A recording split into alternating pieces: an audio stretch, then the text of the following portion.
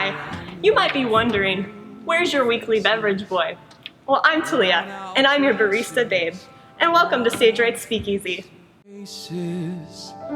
Bright and early for their daily races, going nowhere, going nowhere. Their tears are filling up their glasses, no expression. Today we're going to be making redcoats defeat. First, you're going to want to start with the ashes of your enemies. A scoop of ice. Then you're going to want to pour a strong foundation.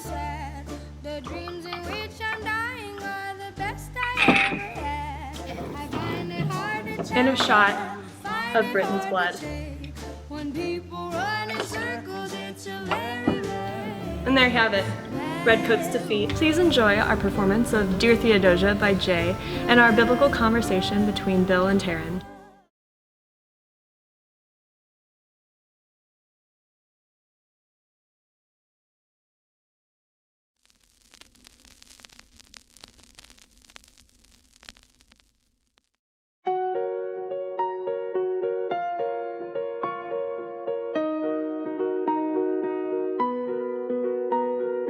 Dear Theodosia, what to say to you?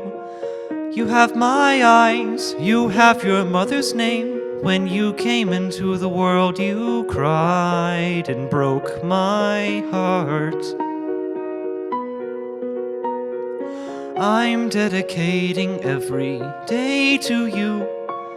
Domestic life was never quite my style. When you smile, you knock me out and I fall apart, and I thought I was so smart. You will come of age with our young nation. We'll bleed and fight for you. We'll make it right for you. If we lay a strong enough foundation, we'll pass it on to you. We'll give the world to you and you'll blow us all the way. Someday, someday. Yeah, you'll blow us all the way. Someday, someday. Oh, Philip, when you smile, I am undone. My son, look at my son. Pride is not the word I'm looking for. There is so much more inside me now. Oh, Philip, you outshine the morning sun. My son, when you smile, I fall apart, and I thought I was so smart. My father wasn't around. I swear that I'll be around for you. I'll do whatever it takes. I'll make the world safe and sound for you. We'll come of age with our young nation. We'll bleed and fight for you. We'll make it right for you. If we lay a strong enough foundation, we'll pass it on to you. We'll give the world to you and you'll blow us all the way. Someday, someday. Yeah, you'll blow us all the way. Someday, someday.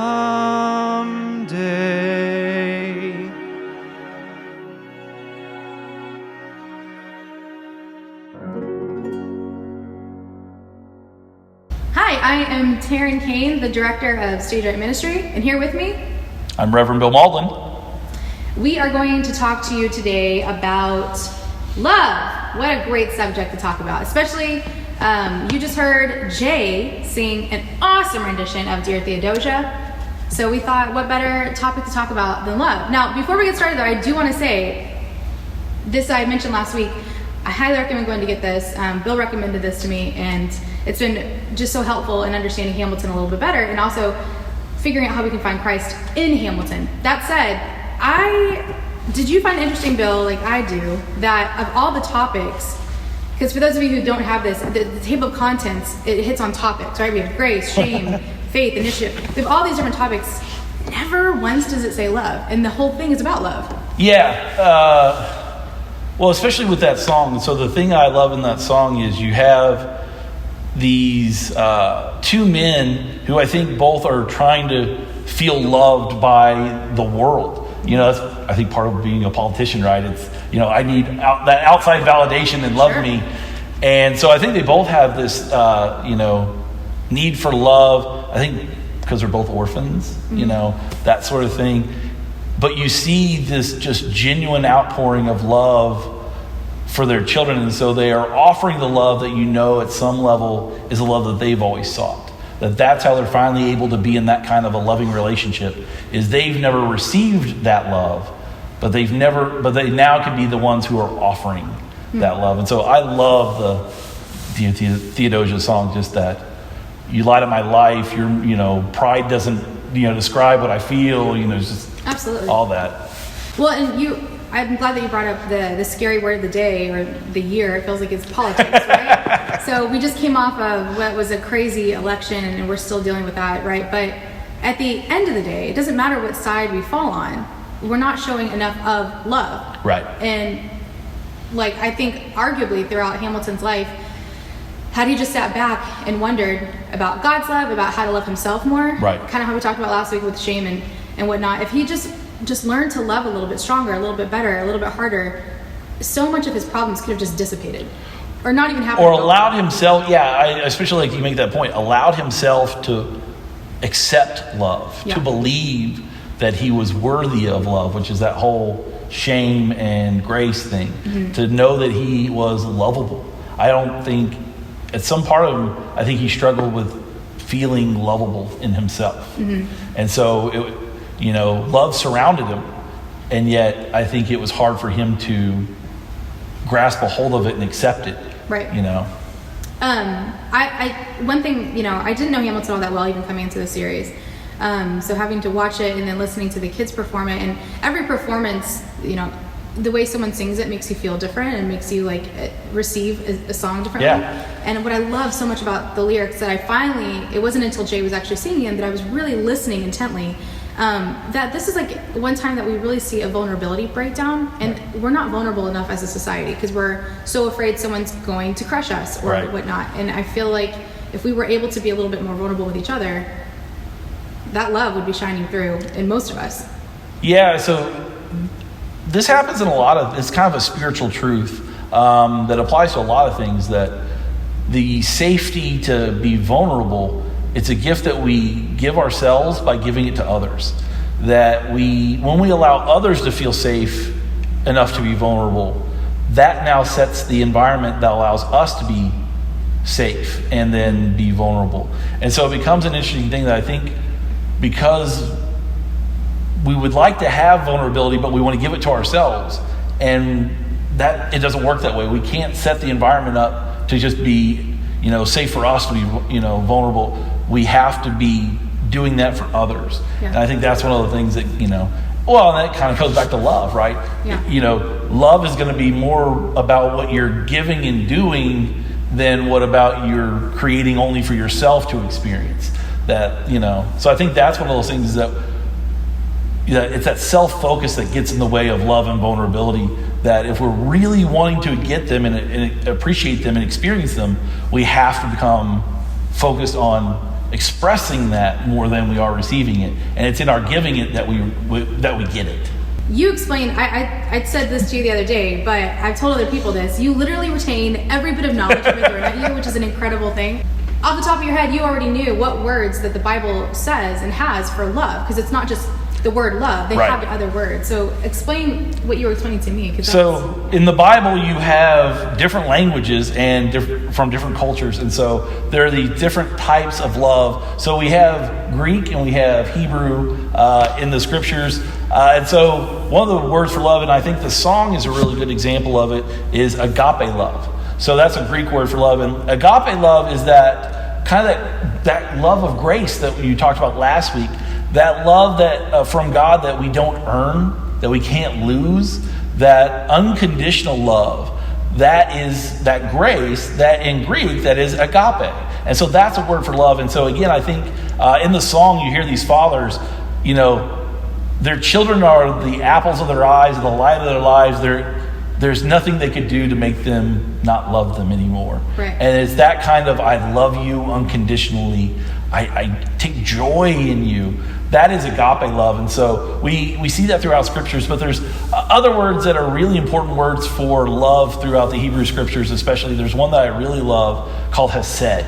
Now, hesed is kind of the underlying theme of the book of Ruth, if you've ever read Ruth. And hesed is, if it's translated into English well, the word I like is loving kindness. Hesed is a decision to love. It's not an emotional love. It's a decision on how I'm going to treat you. And so we were just talking about with politics right now. This is where I think hesed is so important. Maybe I don't like this other group. Maybe I don't like what they believe in, stand for, whatever. That's an emotion. I feel what I feel.